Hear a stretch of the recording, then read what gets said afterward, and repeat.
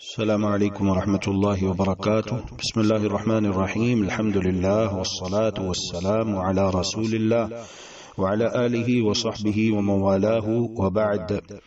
نفاس اس خون کو کہا جاتا ہے جو ولادت کے وقت آتا ہے۔ صحیح بات یہی ہے کہ اس کی اکثر مدت 40 دن ہے۔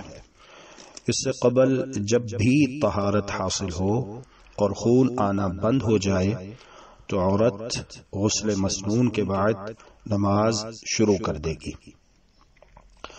امام ترمذی رحمۃ اللہ علیہ اپنی جامع میں فرماتے ہیں، وقد اجمع اہل العلم من اصحاب النبی صلی اللہ علیہ وسلم والتابعین ومن بعدهم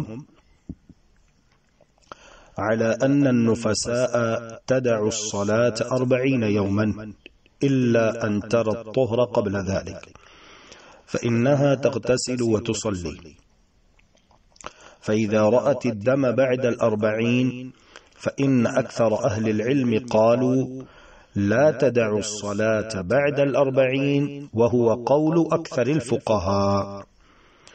صحابہ و تابعین رضوان اللہ علیہم اجمعین اور ان کے بعد اہل علم کا اس بات کے اوپر اجماع ہے کہ نفاس والی عورت 40 دن تک نماز چھوڑے رکھے، الا یہ کہ اس سے پہلے ہی اسے طہر پاکی نظر آ جائے، چنانچہ ایسی صورت میں وہ غسل کرے گی اور نماز پڑھے گی۔